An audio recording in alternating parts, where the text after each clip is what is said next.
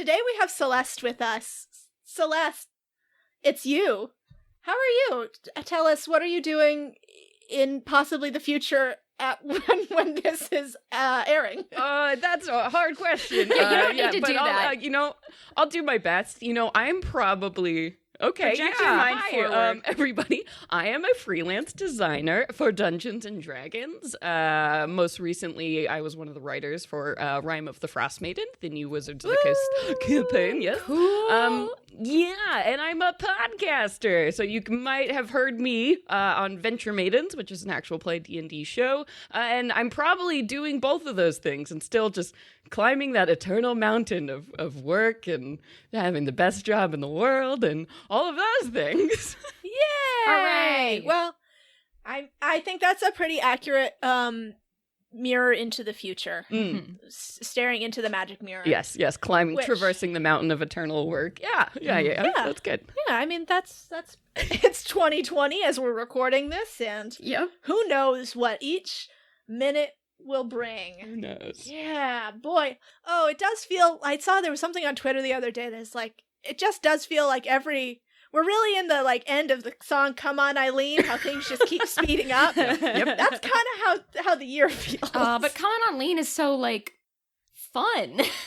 It is. There was the guy I went to my sorority senior formal with had never heard the song "Come On Eileen." Why? You guys would not think that the song "Come On Eileen" was fun if you had to listen to it every single morning at 7 a.m. when you walked into the local Hy-Vee in your very small conservative town. What? They just That's very every morning? specific. Come On Eileen? Was it Literally the first every track morning. or It was, I don't know what it was. They played the same set of songs, and certain songs are completely ruined for me now. I can't. That's fair. Because I just... Come On Eileen? All I can think about is that one guy who was I'm getting my permit to carry concealed weapons. Oh. Oh. Yeah, that'll ruin that for you. Yeah. Yeah, it was Okay, bad. wait. Speaking Sorry of to weird bring down the guys, tone, guys. No, I'm gonna bring it right back up because you Bring it remind me of the weird dude I encountered while getting takeout last night. So there's a really good neighborhood place. They do great takeout. I walked over there. It's 7:30 at night, so not very late on a Friday night. And it is still the middle of a pandemic. And there's a guy sitting at the bar while I'm waiting for takeout, who looks normal. And I'm sitting there, or I'm standing there waiting for my food on my phone, and the guy looks at me and goes, "Are you okay?" And I'm like, I'm fine, just waiting for my takeout. And he goes, "Okay." And he looks away, and then he goes, "I'm looking for an advocate, somebody who I can tell things to, and then they can tell me what they mean." And I was like, "So a lawyer? You're looking for a lawyer?" And he goes, No, I'm not straight, but you do everything. Should I? What do we do if we're not straight? Holy shit. Oh my god. That's amazing. This is my dream interaction. Okay, Kat, the fact that this man looked at you and could sense inherently that you are not straight is very cool. That's amazing. Yeah. Honestly, you should be so proud. You should be really proud of yourself. I would have been, except that he was also I've had a lot of gin, and I was like, "Oh, okay. This is an interaction that I have to take a step back from because you've had a lot of gin."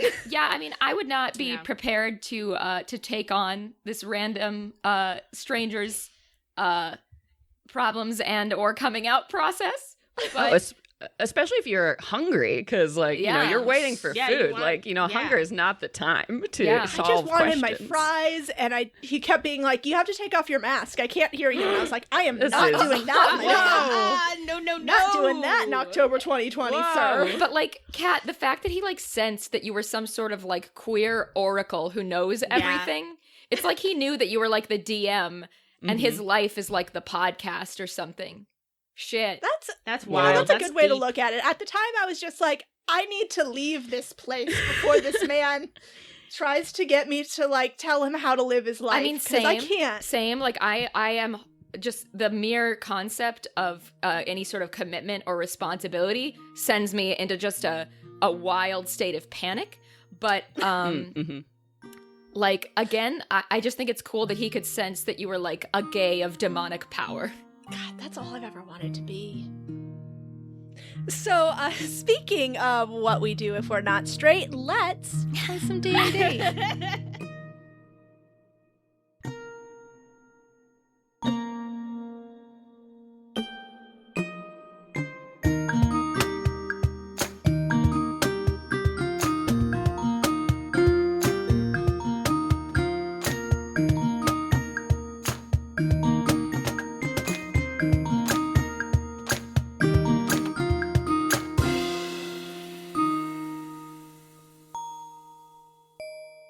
Hello, I'm Kat. I am your DM.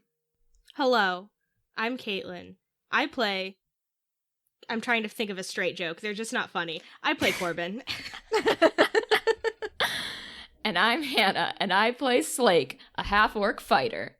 Hey everybody, I'm Celeste Conowitch, and I am playing Name Pending the Wonderful, a half-elf bard. Ooh, name pending? Name pending. We're still working on it. The Wonderful. Is it first name, yes, pending, first last name, The Wonderful? Name pending, the Wonderful in like single quotation marks. Yeah. Love it. Yes. Okay, Yes. into Love it, it. into it. So, the last week has been a dull, grueling slog through a dense rainforest which covers the coast of Vola in the shadow of the Besk mountain range. The road only offers the briefest glimpses of the ocean beyond, and even those are only a rare small relief in the constant gloom of the tree cover. It is cold and wet.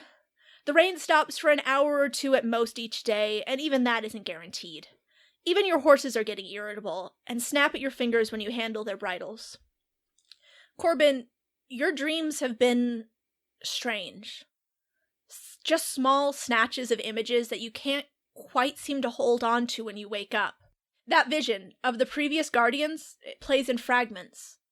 There's the beast in the void with her jaws around the golden giant's neck, Estra, Mary holding herself, Buddy and Demora staring at Alonia in horror as she volunteers. The goddess, Mary, Estra, the beast in the void, the golden giant, the hole at his center. Mary, find another way.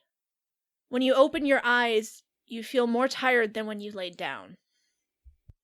Luckily, according to the map that Dawson gave you, today is your last day in this dreary, overcast forest. By noon, the trees are thinning and soon open up into farmland. The fields are sown with winter crops, gourds and hardy dark leafy greens, and in the distance the sprawling city of Heroes Gate opens up ahead of you. The city is a true marvel, bringing together the best of all of the world's arts. If Nakama is the seedy underbelly of Vola, Heroes Gate is its metropolis.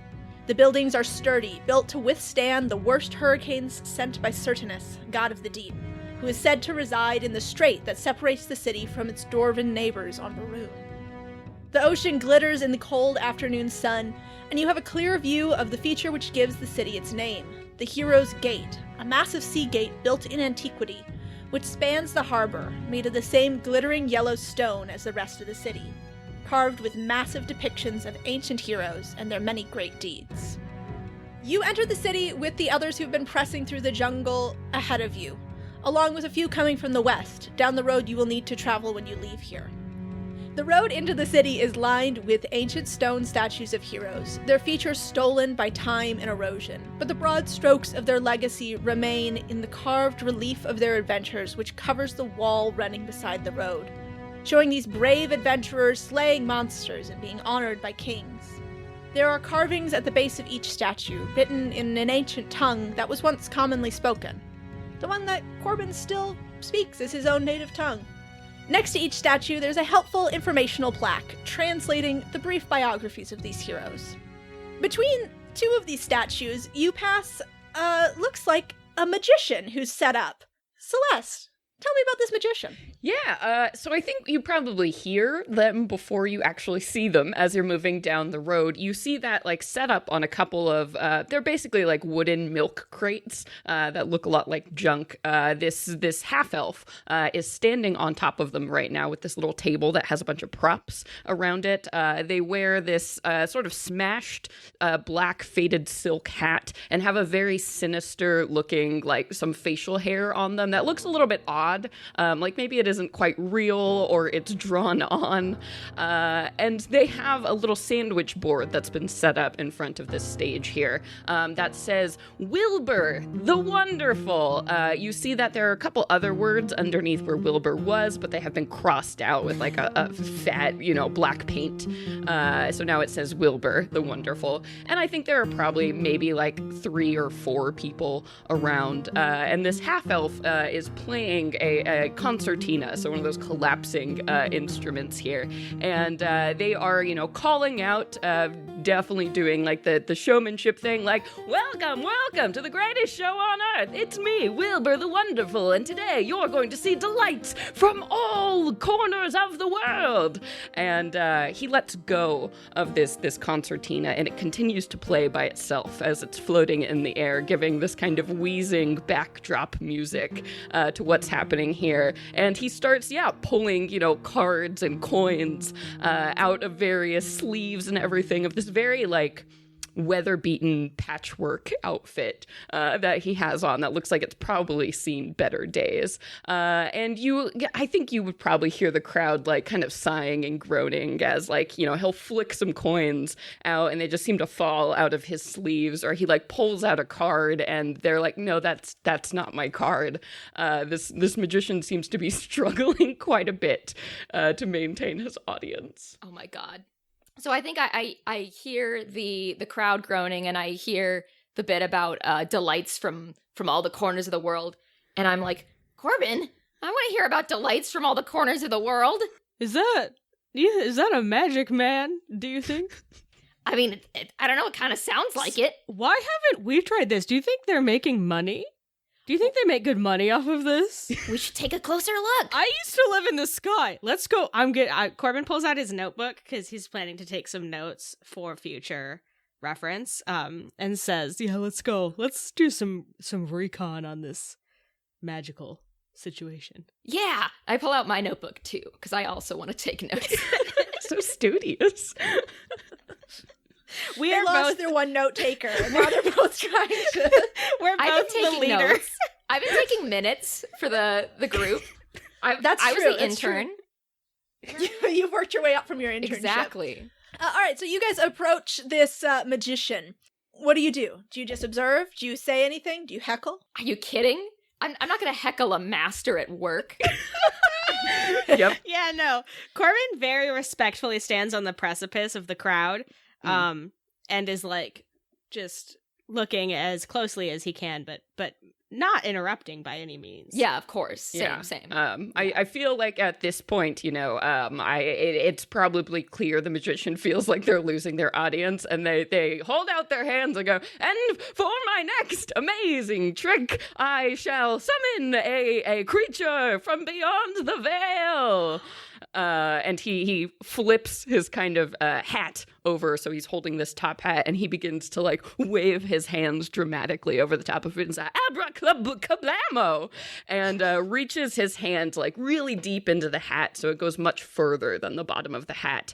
And you see he pulls out the ears of this white rabbit, and he's got the ears, and there's, like, a little panic moment where he keeps trying to pull, and there's not more rabbit coming out of the hat, and he's like, ha, come here, gorgeous. And he tries once again, and you just see the hat of this very, like, well-fed rabbit. Just the little head pokes out of this hat, and it appears to be stuck, and it can't really get more than the edge of the brim as he's like, ha, the amazing, gorgeous everyone. I clap and cheer uproariously. I'm very impressed. Corbin's never, I don't know that Corbin's ever seen a rabbit before. I don't think you have. Yeah, so Corbin has little stars in his eyes, and he slowly works his way towards the front of the crowd to where Wilbur is, and says to Wilbur, May I see gorgeous? Of course you may, but I will ask a favor in return, young person. Why don't you come up on stage and assist me with my next magnificent trick? Anything, I'll do it. Yes. Fantastic. We have a volunteer, everyone. Wonderful. And he sort of, because he has Gorgeous the rabbit that is stuck in this hat, and kind of hands it to you. Is like, you can hold this.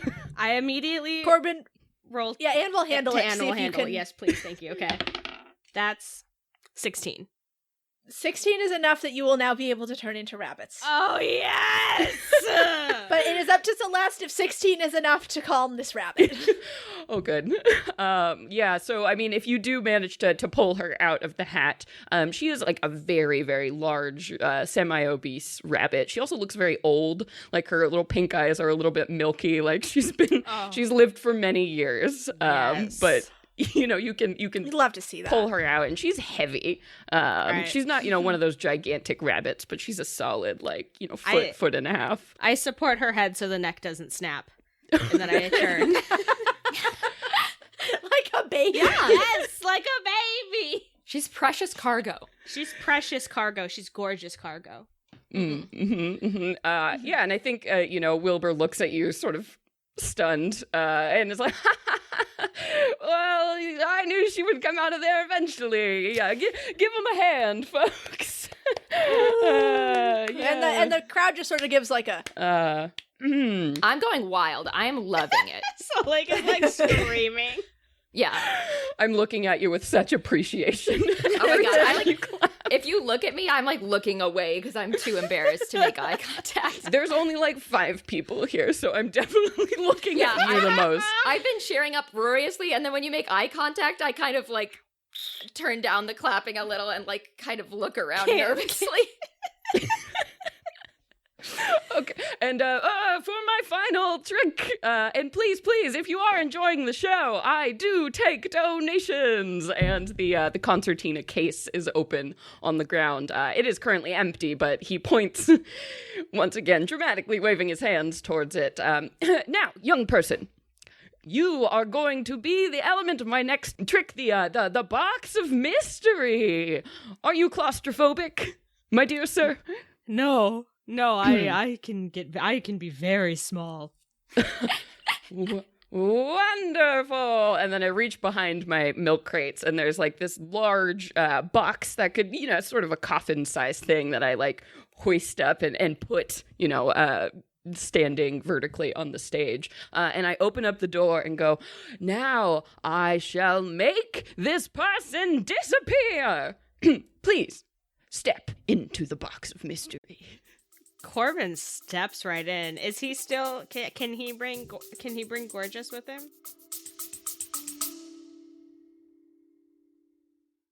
Are you suffering from high-quality podcasts? You see, quality podcasts stimulate parts of your brain, leading to an irksome condition called thinking. But suffer no more, my friend.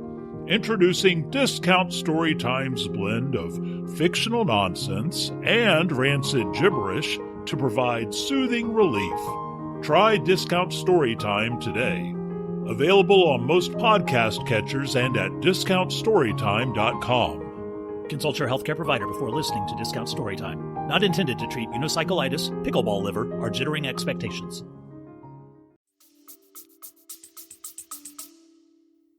Yeah, I think, Wilbur will try to, like, take Gorgeous, and Gorgeous probably, like, tries to bite him, and he's like, okay. Yes!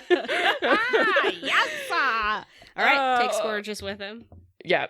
And, so Wilbur will close the box, and you hear a large tapping as he pulls out this very large, kind of black and white tipped wand/staff, and he'll thump 3 times on the box, and I think, Corbin, you hear, like, a little whisper, like, open the back door.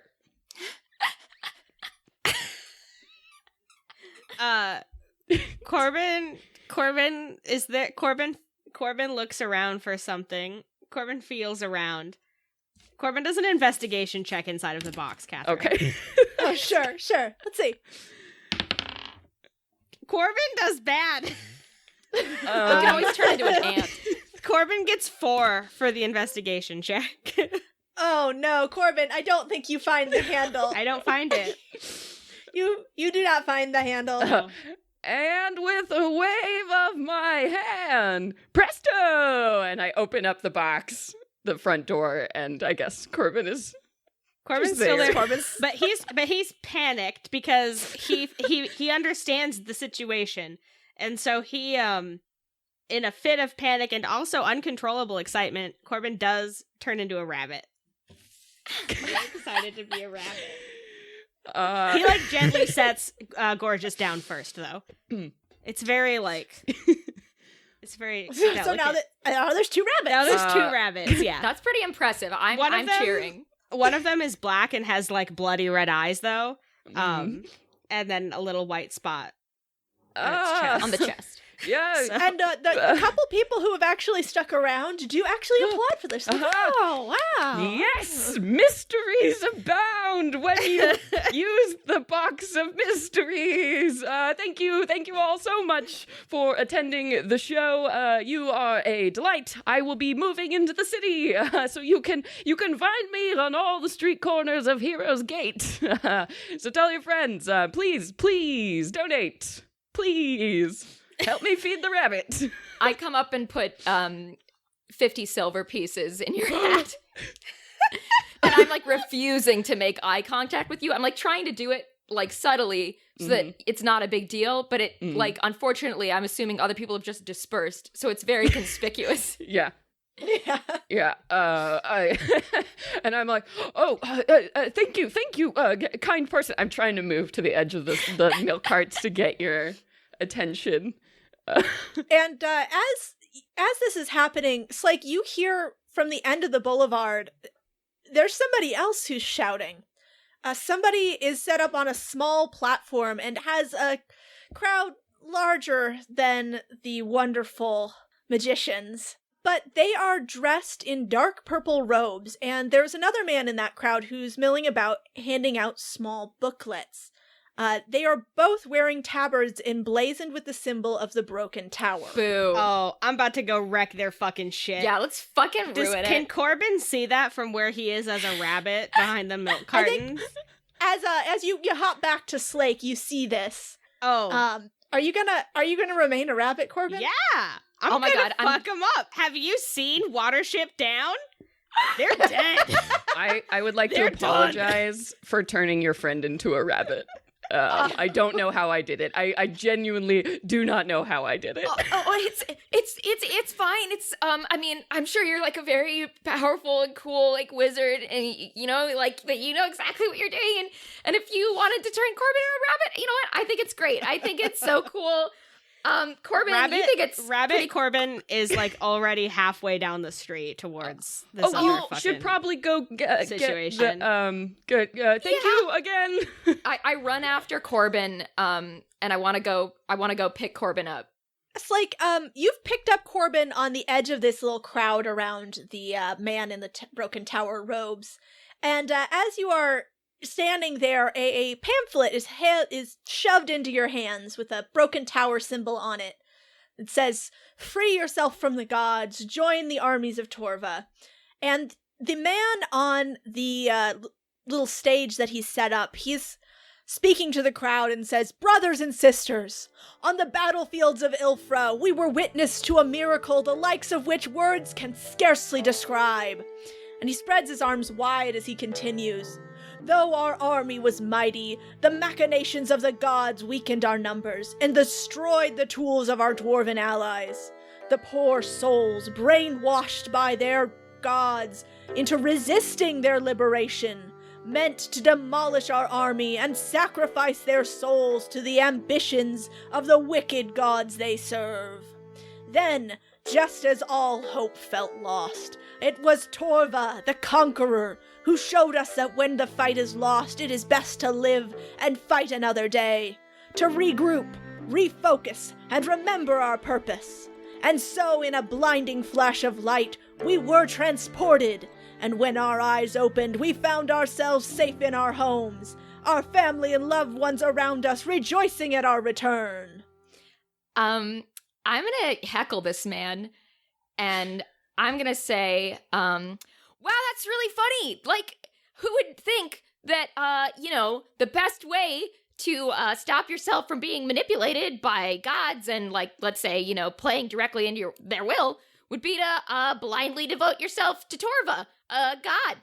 And that's really cool, too, that Torva, the god of, like, conquering and war, decided to send everybody home. That definitely seems like something he would do based on his previous behavior. And the man with the pamphlets gives you a sidelong look, and his eyes move from you, Slake, to the rabbit in your arms. And then he looks back at the man on the platform who says, young person, you seem to have a lot of knowledge about this. Do you defy the will of the gods? Yeah, including Torva. He's probably like the worst one. And, can you make a perception check for me, please? Corbin, is crying a single tear of just incredible love and devotion to Slake. Oh, okay. Perception. Oh, I got a 22. Okay, then you notice there are a few other of these robed Torva priests who are advancing from the edges of the crowd towards you. All right. I'm going to say, so you guys, are you guys, you want to throw down? Is that what's going on here? And from behind you, a cloak hits you over the head. A cloak? A cloak? A cloak. Okay. And just also, while I'm doing this, I would like to cast major illusion, major image here. And at the time, I think right up on the stage, you see a magic man that you just saw over on the other side. He comes up and he's like, "Oh, what a crowd, what a crowd. Let's stop this boring stuff and do some magic." And I just start throwing decks of cards at everyone, and just into the crowd, being incredibly disruptive, trying to piss everyone off so they pay attention. And at the same time, I think, you have this, Slake, you have this patchwork cloak that's kind of thrown over you, and you hear a whisper saying, "Now it's not the time. We really need to get out of here and explain some things." Okay. I guess I'm gonna, kind of maybe try to, crouch down and, make my way out of the crowd then with Corbin in my arms. All right. You do so. This distraction of these cards being thrown into the crowd is enough that everybody loses track of you, Slake. Yay! Mm-hmm. Yeah, and I'll definitely try and because this is clearly the same magician you just saw before, who has now put you under their cloak and is trying to get you towards an alley or behind a building just to make sure that no one can see you.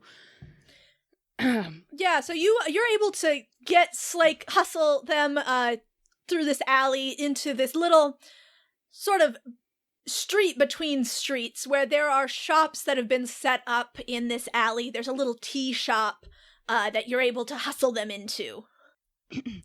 And when I make sure it's safe and no one has followed us, and I'll end the illusion. So the other magician just disappears in a puff of smoke, and for my final trick, and they disappear. I'm really sorry about that. I'll uncover you with the cloak and kind of I felt really bad about leaving you in the middle of all that, especially when I've already turned your friend into a rabbit. Oh, it's totally fine and cool. You saved us, so thanks, I say. Yeah, listen, there are a lot of these Torva weirdos in the city, and I just don't think fighting in the crowd is sort of the solution. If you're interested in hearing it, I think there might be another way we can stop them. Oh, I mean, yeah, definitely. That's really cool that you're trying to take down the Torva cult too. Yeah, if you've got ideas, Corbin and I are totally all ears, I say, and then I look at Corbin's cute little floppy rabbit ears. Yeah, Corbin's little floppy ears perk right on up. Also, he is literally destroying and eating the flyer that Slake was handed. It's just being shredded by his terrible rabbit mouth.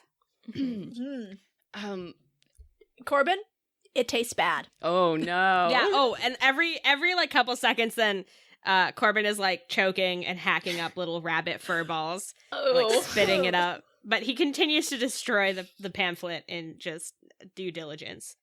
So brave. Yeah, well, when I heard you talking like that, I happen to agree. All of a sudden, all of these soldiers just seem to appear overnight, and things have gotten really scary sort of in this town and other towns I've been in. I mean, I am a traveling individual, and just in general, things have gotten really bad. They're forming some kind of army, and they're planning some kind of ritual with this book to awaken Torva or some nonsense. But anyway, they have a sacrifice planned, and well, I was hoping maybe you might be interested in helping me stop it. Of course, yeah. Yeah. Wow, that's so cool that you already know all this stuff. Yeah, Corbin and I definitely want to help you. Anything we can do. If Corbin stops being a rabbit ever, he happens to know magic too. So Corbin turns back into a boy in Slake's arms.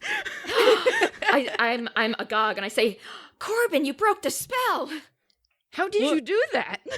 This is what I do. Slake, I'm a druid. Oh, you mean it was your druid powers? Corbin turns into a crow. Well, I know you can turn into Corbin stuff. turns back into a boy. I just thought maybe this time, Slake. I mean, he's very impressive, I say, gesturing. I'm putting my hand in front of my face to hide from the rest of the tea shop patrons. Oh my god. And everybody, they saw the first flourish of a rabbit turning into a boy. And like all of the denizens of Avlist, when confronted with real true magic, they look the other way because that's just something they don't want to get involved in. What did they do when it happened again, Cat?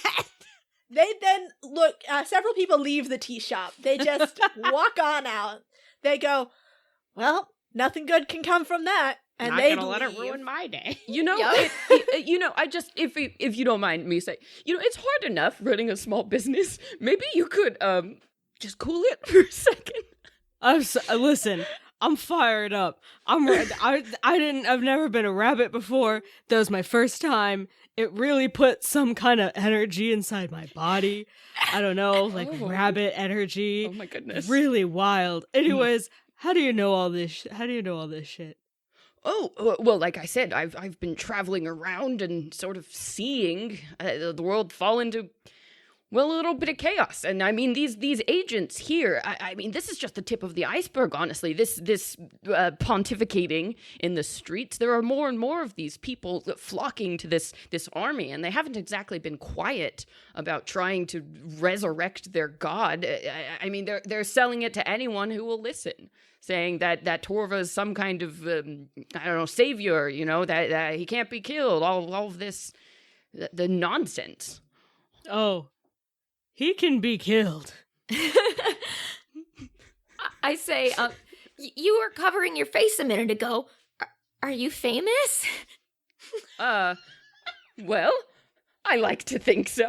I have performed my magic in many cities all across this land. So, yes, that's me, Wilbur, the wonderful.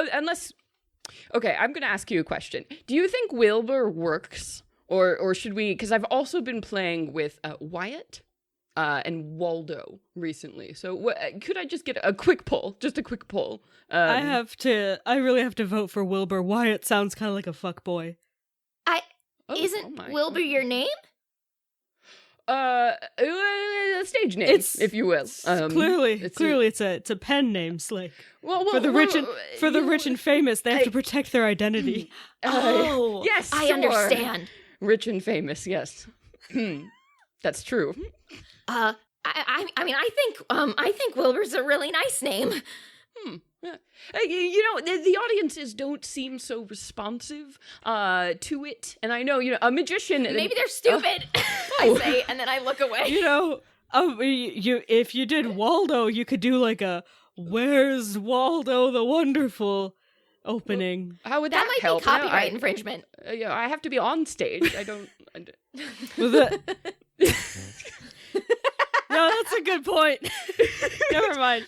Scrap my. You're the professional here. Don't let me tell you what to do. All right. But anyway, thank you for your kind participation in the show, and even better, hearing that you are also not fans of this. What's happening here? I kind of wave my hands around at the world. I mean, that's just a 2020 feel, honestly. Yeah. Oh God, yeah. It's not good. But anyway, if you are interested, I think they're planning to do this sacrifice pretty soon, and they have this person picked out who's willing. It has to be a willing sacrifice, apparently. So I figure if we can get to this person and make them disappear for a little bit or move them somewhere else, it might buy us a little bit of time to figure out how to stop whatever's going on here. Or even better, perhaps we could take this this book that seemed to have had this ritual in it. I don't know. Apparently it came from some woman with a wagon in a tower. And I don't really know. But if we get the book or get this sacrifice, I think we can actually, win the day. What? Woman with a wagon. I have a lot of questions. Fire. Wait. So the sacrifice. Are they just like? Is it like? Are they inviting people? Is it like? Come to the movies Tuesday night. We're gonna sacrifice somebody. Fucking midsummer style. Or is it a private event? Yeah, is it private? I mean, you see how zealous these people are. I think it was one of these poor individuals they convinced to sacrifice themselves. I don't know. They have some kind of temple. I assume that's where they're keeping the sacrifice and where they're going to do this ritual. So if we could get into the temple and... Oh, we're great.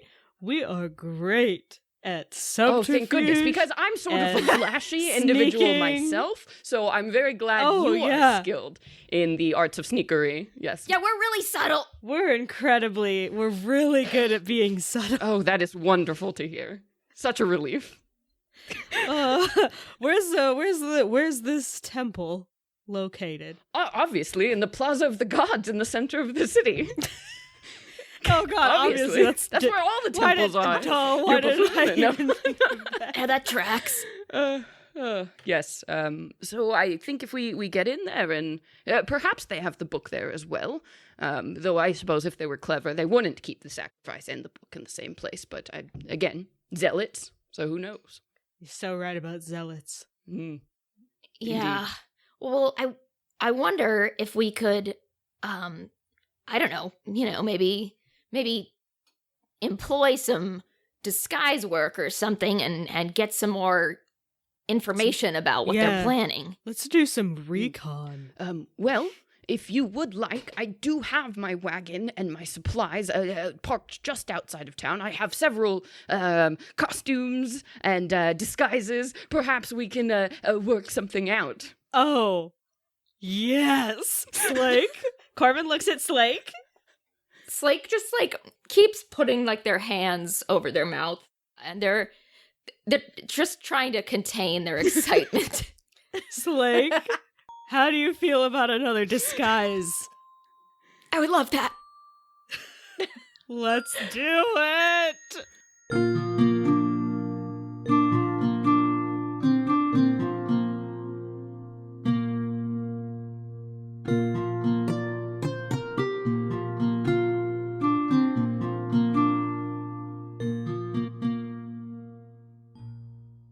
Well, hello. Fancy seeing you here, sweet listeners.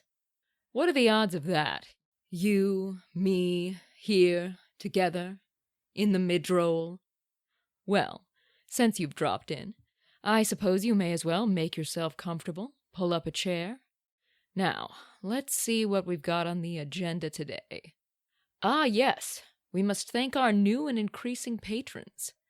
Rachel, Elizabeth S., Robert Crawford, Aaron McNamee, Megan Wiseman, Cami Nalder, Trav Brax, Ashley Rose 400, Jackie Julie Jenna Julie, Talia, Duke Diego Rodriguez, Justin Stanley, Abby, Mert, Go Cry Wolf, and Conquer me, Daddy Torva. Well, we're very grateful for all of your support. The support from all of you, even those of you with questionable taste in usernames, are indeed our integral lifeblood. So thank you. You help us to make the show the best it can be and to continue making all of our weird regular and weird bonus content. Speaking of bonus content, that's exactly what you're in for if you sign up to support us on Patreon. You'll get access to outtakes and extras, and if you sign up at higher levels, you'll get access to bonus episodes, live streams, and more. We even have a mail tier, where we'll send you prints and a yearly physical goodie. Most recently, Noelle designed a very sexy embroidered beanie that we sent out, and I may be working on a little something right now. So, if such things appeal to you, why not venture to patreon.com/damesanddragons and become one with the metaphorical body that we all share? There's no reward tier for that one, we just assumed it was obvious. Or, if you're feeling bereft of cool shit, go check out the Dame store. We have pins, stickers, prints, and more. Why, at damesanddragons.store, you can even purchase a one-time personal message or ad read. And in fact, we have such a message today from Miles Collins Sibley, and it reads as such. My beloved Yusuf, happy wedding. This will be late because my ADHD time-ignoring brain didn't get on this quickly enough, but I know you understand. I love you and Mallory's love so, so, so much. I love loving you. I'm proud to be your best friend and your partner. I'm ecstatic that you married the love of your life. You went through so much heartbreak and grief in 2020, and I know that won't magically go away in a new year.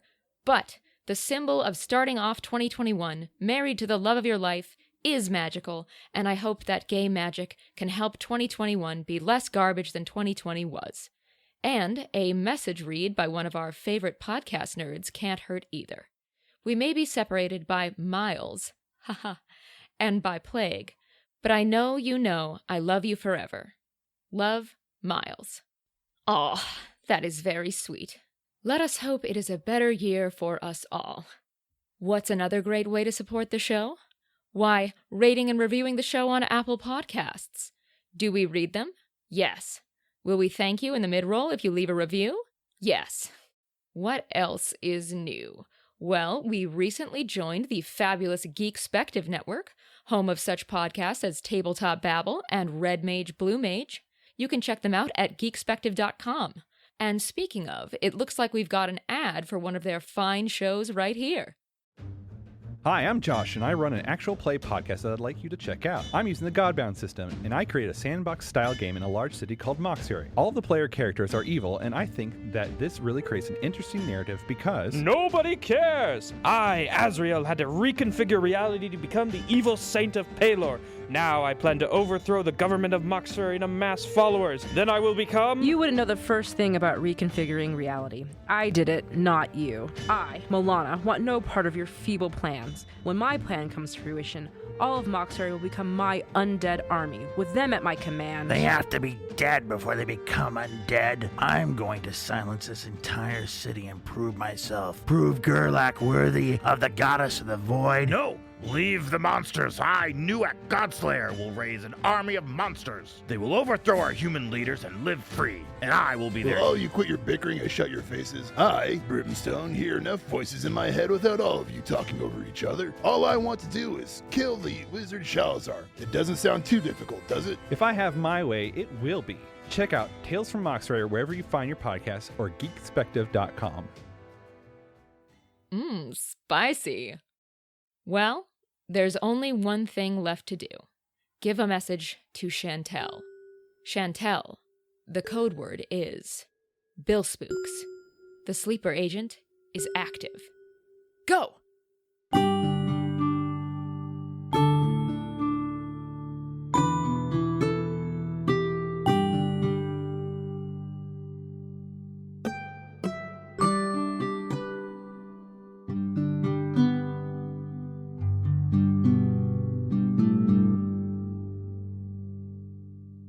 Okay, so you guys head out to the fringes of the city, outside the city wall, where the now I've got so many W names in my head. Currently Wilbur, but we're workshopping Wilbur. We're also thinking about Wyatt, but who knows? That makes me think of like westerns, which I'm also into. I mean, William. Ooh, William. I have Volhallum on here, which is pretty good. What about Wolfgang? Ooh, that's a good one. I'm putting it on my very long list of options. Yeah, that one's really good. There. So you guys are having this conversation as you exit the city and head towards the cart sitting outside the city that has the banner that says the Magnificent W and then sort of like a blank space after it. Like a chalkboard that's painted on after the absolutely. W. And there is guarding this wagon is a very large goat. Who seems to be, just watching over everything. And the wagon is, it's definitely seen better days, but it's painted very festively. So, it kind of hides the dents and the cracks and everything around it.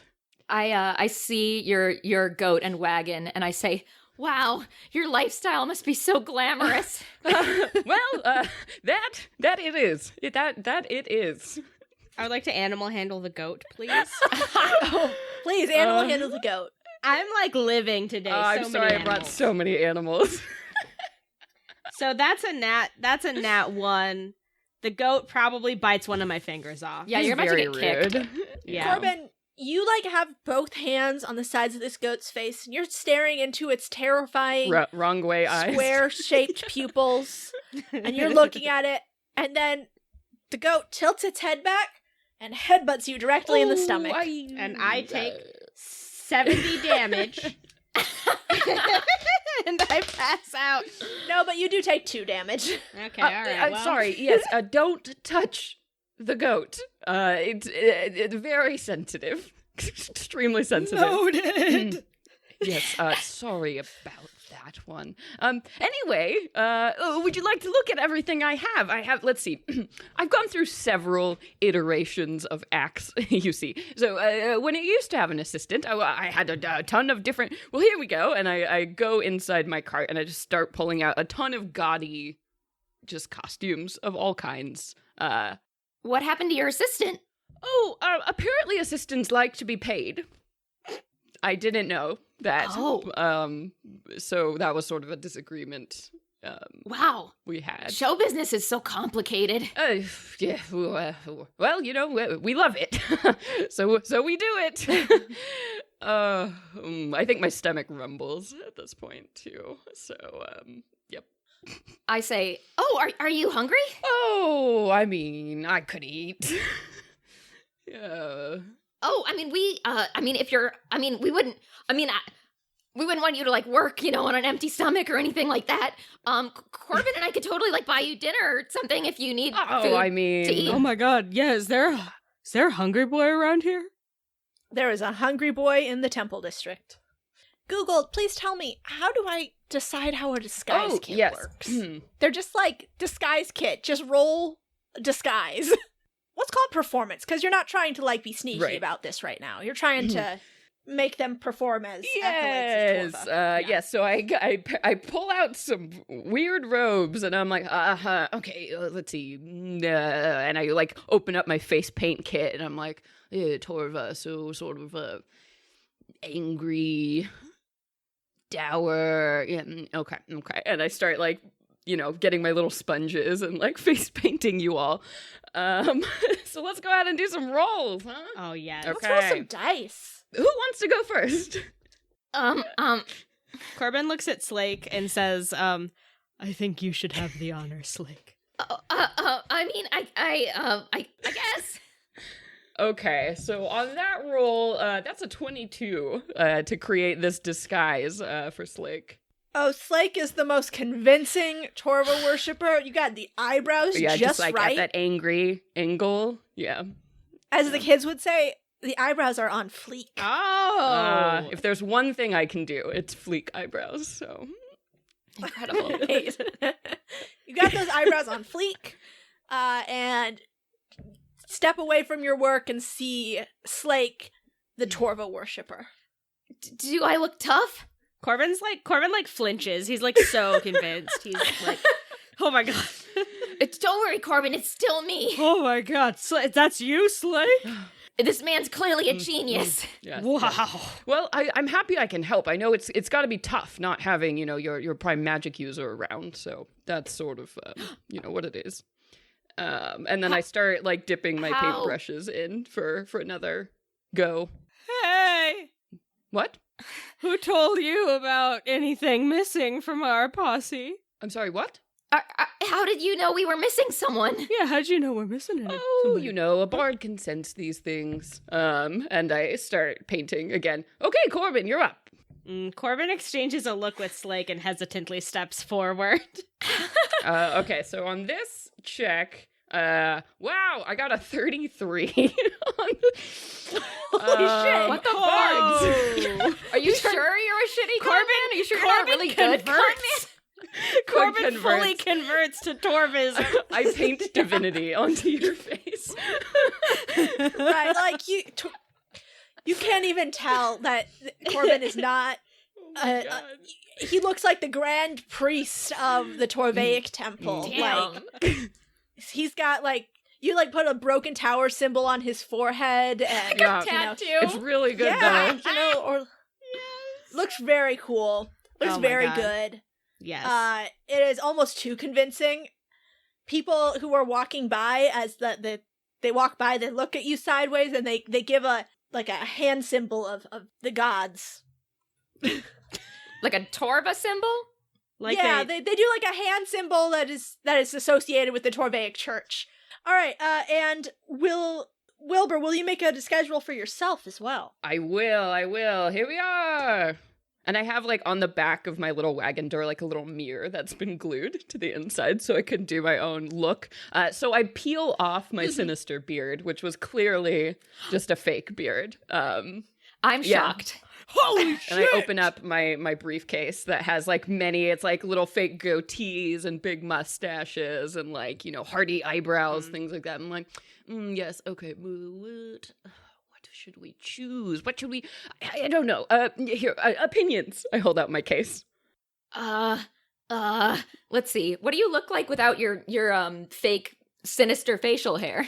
Yeah, so I'm a half-elf man, so I probably have sort of like tanned skin, maybe slightly sunburnt from a lot of travel, slightly pointed ears, I think kind of brown hazel-like eyes, so very actually delicate features, I think, sort of androgynous looking, without the big, like, pronounced beard. Okay, yeah, so I'll take off my black wig that I had on, that was matching, and you see, like, a lavender-colored hair underneath. That's cut, like shoulder length, so sort of, that rough, like, flowing, like, I woke up like very this good. Sort of look. Yeah, it's very wavy. I cry. Like, oh my god, like slightly greasy looking, but in the attractive way. Hold on. Oh no, is Corbin gonna roll to fall in love? Is that what's happening here? I don't know what's gonna happen. I'm gonna roll to fall in love too. Oh no, this was my one goal. The first time. As Noelle would say. All right. Do you act any noticeably different? No. Okay. All right. Corbin does not act any noticeably different. I don't act different, but I've already. Slake didn't need to roll. Yes, Slake didn't need to roll. You had me at shitty convent. All right. What was your disguise roll for yourself? I got distracted by picking out my... No, what facial hair, everybody? You all get to pick. Oh, right. Oh, okay. I have a whole selection of, like, nasty mustaches, weird facial hair. Like, we can do pointy goatee, or we could do, I love a pointy goatee. Like a nice pointy... Yeah. I mean, that's a classic evil dude. And should we do, like, tiny, like, pencil mustache with the... Pencil mustache, right. yes. Okay, rocking the look. So 19 on the die, plus my performance. Yeah, that's a 28, 30. It's too many. Yeah. Too many to fail. So you are so disguised. You look straight evil. Yeah. Like, you look like you could just step onto a melodrama stage and kidnap a fair maiden, tie her to some train tracks. We've done it again. I grab Corbin and I frantically whisper, and I'm like, he keeps getting more handsome. What do I do? Slake, you're married. Calm down. God damn it, Corbin, you're right. I have to honor my vow. I forgot about your marriage. How could you forget that Slake is a married person? I accidentally got married. Oh, I forgot about that. Okay. All right, so the three of you are wearing immaculate disguises, and from the sky, earlier today, as she usually does when confronted with a city, Burger Jerger took off, and you hear above you, Corbin, a cry saying, Corbin, look out! Where'd you go? There's Torva worshippers outside the city! And for those who don't have animal speech amulets, you just hear, caw, caw, caw, caw. This strange crow is accosting us, and I protectively clutch Gorgeous to my chest. Oh. I yell up to Burger Jerger, and I say, It's just us, Burger Jerger! Yeah, we're in disguise! And Burger Jerger swoops low, and she perches on the edge of the wagon and looks at you, cocks her head both sides, and then shakes out all her feathers and says, It's too good. I don't like it. Change back. It's okay, Burger Jerger. We're doing some recon. We gotta infiltrate. Yeah, we're on a mission. I'm sorry, is that bird's name Burger Jerger? Is that... Yes, she's my mom. Oh, is that a family name? I mean, names are very important. I don't want... you know what? Never mind. You can't have my mom's name. No, I'm good. It doesn't even start with a W. Burger Jerger. Listen, we all wish we were named Burger Jerger, but now isn't the time. I know, it's really cool. We have business to do. Yes. Burger Jerger, just turn your eyes away. You just go find some grubs. You don't think about this stuff. All right, well, if you need help, I'll be circling the city and looking for some good mice to pounce on. I'll scream real loud if I need you, Burger Jerger. Yeah, you'll hear it. You will hear it. All right, don't fall down any grates. And she takes off. One time! It was more than once. It was definitely more than one time. All right, so as you head back into the city towards the Temple District, and just outside the Temple District, you do find that which your passports draw you to, the Hungry Hero. And they've got, the Hungry Hero sells gyros. Love it. Yes! You've got lamb gyros with some tomato and some cucumber and some tzatziki. Yes. I want a gyro now. I would kill a man for a gyro right now. They're It's good. been so long. And you are able to get stamps in your Hungry Boy passports. Oh, fuck yeah. Yes! It's been so long. So, you get your Hungry Boy Euros from the Hungry Hero Euro, and head into the Plaza of the Gods, which is a beautiful plaza circled by the temples of the major gods of the city.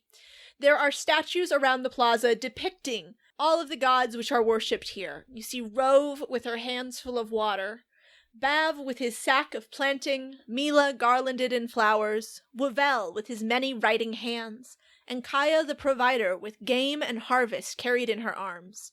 Each statue stands outside its respective temple, grand and imposing, but no statue more so than the 11-foot-tall, gilded likeness of the conqueror, whose impassive gaze sweeps over the plaza with his warhammer held aloft in a pose of victory.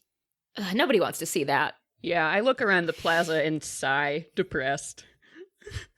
I look around and then I square up because I have to act like I'm really into Torva. And so I look at the big Torva statue and I try really hard to smile, but it's it's a real effort. And so I've just got this kind of weird rictus on my face. Corbin throws himself down on his knees in front of the statue, but he's giving the statue the bird secretly with his arms stretched out. He's flicking it off. Just subtly worshiping the statue. Just like a normal person. Just a subtle worship moment, I go and I put my hand on your shoulder and I say, calm yourself, brother. Oh, brother. I know that we all love Torva a lot here, but just love Torva. You really gotta contain it, Yeah. Just hold it deep inside.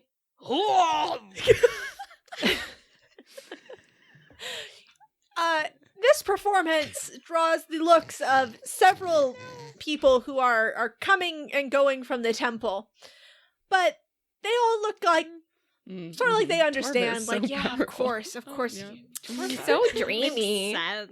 You see that icon of Torva, and you just feel that worship come up deep from within your heart.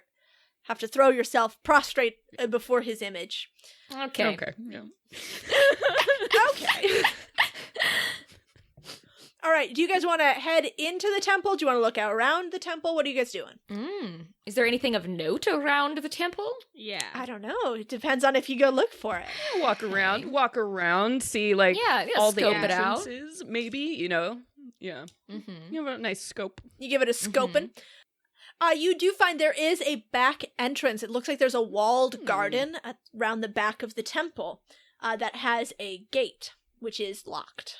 Well, that's no problem if we wanted to do that. Yeah. I wonder if we should try and go in the main way first, or if it'd be better to just straight up, try to break into this back Well, gate. Because it's daytime right now. Yeah. Yes, it is around noon. All right. Perhaps we should see sort of what's inside. We are just normal Torva worshippers. And yes, that is us. If when things calm down a bit, perhaps we can mosey on over here to this back gate and just keep it open as an option. I love to keep my options open. Yes. Good thinking. All right, so do you guys head into the main hall then? Heck yeah. Yeah. Main temple? All right. So you guys head up the staircase across the foyer and into the main hall of this temple. It is a grand marble room with rows of hard stone benches for worshippers to sit and contemplate the icon of their god. There is another golden statue here, in a seated repose, looking over the altar that is heaped with offerings of flowers, coins, and food. Murals on the walls depict the god in glorious battle, leading his righteous followers to victory against enemies that are depicted mostly as monstrous suggestions of opposing forces. There's a priest standing on either side of the altar, speaking gently with worshippers who have come to give offerings. Despite their kind demeanor, both are carrying heavy swords and look more than capable of wielding them. Wait, the people giving offerings or the priests? Priests. Okay, I was gonna say, like, Jesus. Sword priests. I mean, probably some of the people giving offerings are also armed to the teeth. Yeah. You know, what I don't get, what did Torva do to be so special? He seems like such a terrible god to follow. I just don't get it. Yeah, I don't know. He's not even cool. But You think people would want like a fun god, right? He's fucked a lot of Whoa, people. like literally? Like literally. Okay, well that would explain it then. Yeah, he's I fucked guess. a lot of people. Oh, okay. Corbin, I'm not sure that's how Torva got his follow. Spreading the word, and I guess. Isn't that? I thought that's Spreading like the walking word amongst among the other people. things. It's really. That's like a cult thing, you know. Brothers, I welcome you to our temple. Thank you for having us. You have a very nice temple. We're always welcome to see our brothers from the temples abroad. I cannot say I recognize you. Which temple have you come from? Okay, let's think about this. What city were we in last? Could I maybe make a history check to know what other cities have functioning? Love it. Love it. Let's use some D&D mechanics. Oh, thank God. Let's see, history. 14. 14. You know that there is another temple on this continent, most likely in the city of Nakama. That's the other major city on this continent. Yes, Nakama? Nakama, from that one. Yeah, yes. And we heard you were putting together a holy endeavor, and we wanted to help.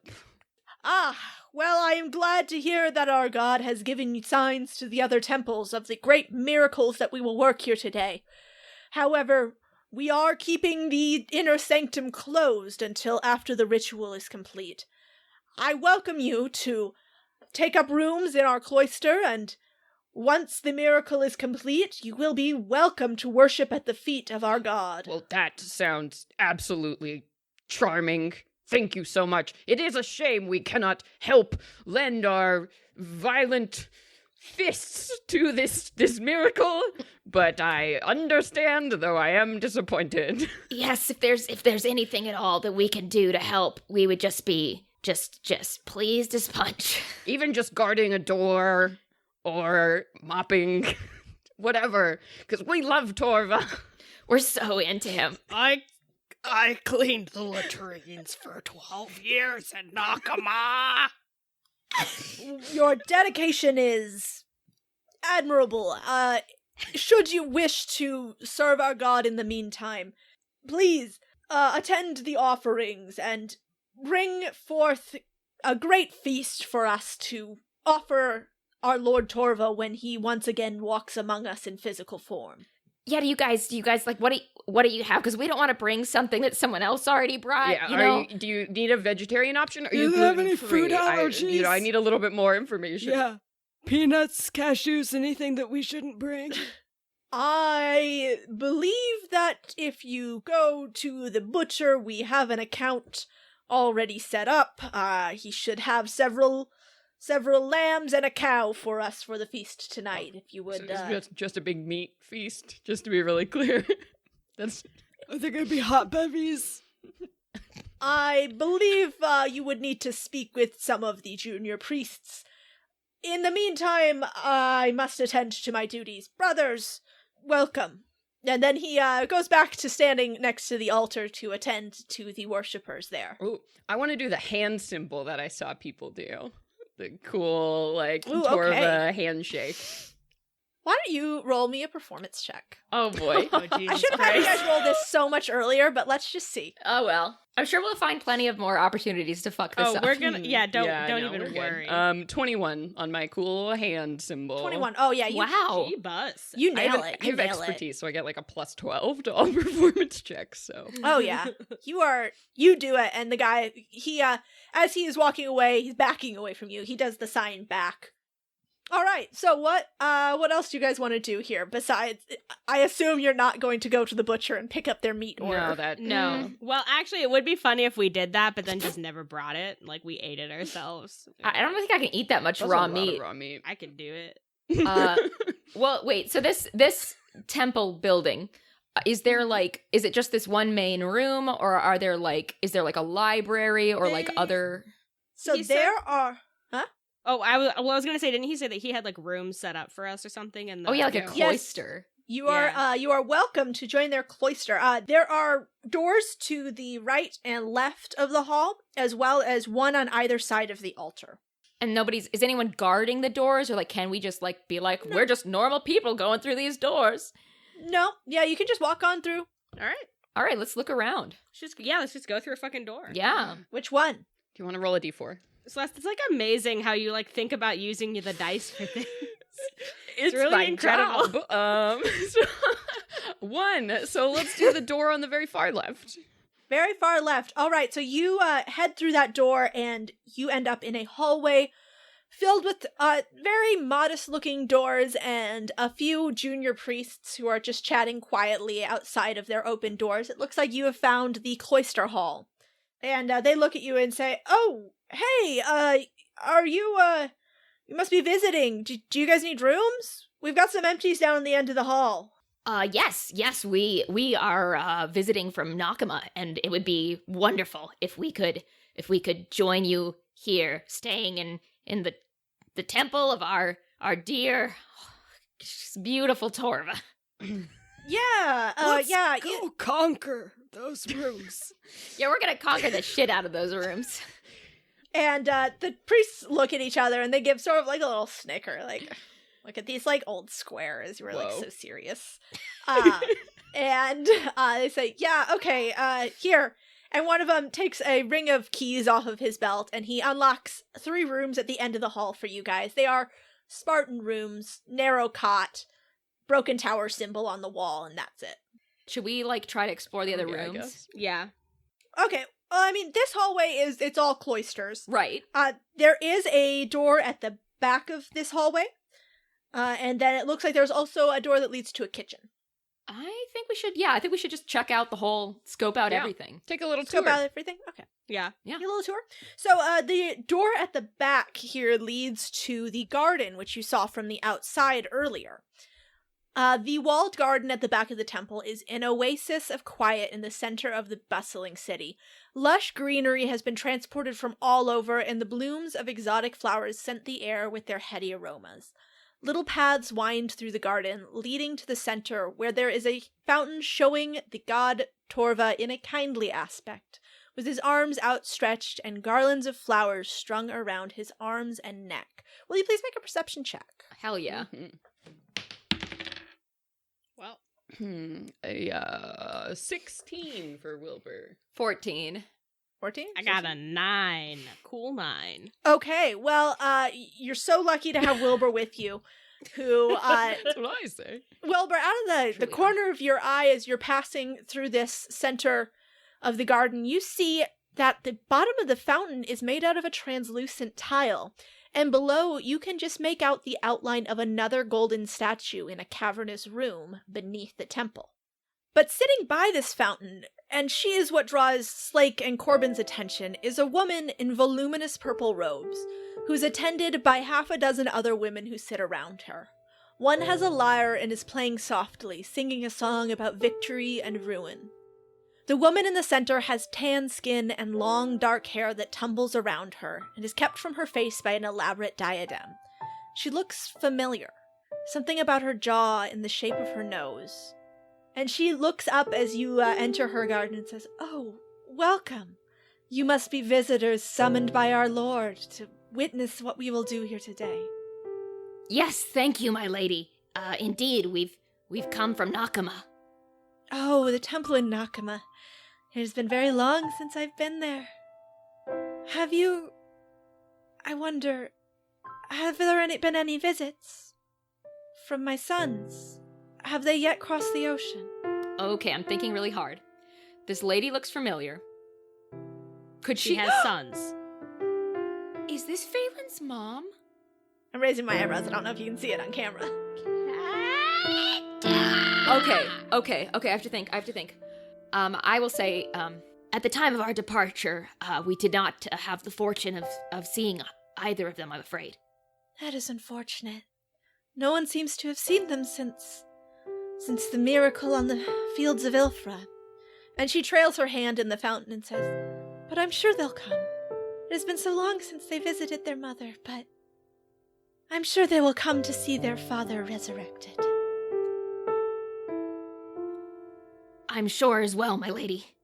She smiles and extends a hand to you as if she expects you to kiss it. I take her hand and I kiss it. And she smiles and reaches out and she puts a hand on your face. And then as she pulls it away, she looks at the paint on her fingers. I say, I apologize, my lady. My complexion is not, as lovely as yours, and so I have been. They were thrown into a burning fire as a baby. With so many people disappearing, it's just a very stressful time. We've lost a lot of people, so forgive us. I understand. Things outside the temple just seem to grow more chaotic each day. But it will all be set right soon. And she pats your face again, Slake, and says, "Soon I will see my love again, and all will be right with the world." I'm sure it will. Well, I wish you luck in your excursions in the city. And I hope to see you later tonight, when we are all able to once again worship at the feet of our Lord. Thank you, my lady. The pleasure will be ours. Yes, it will.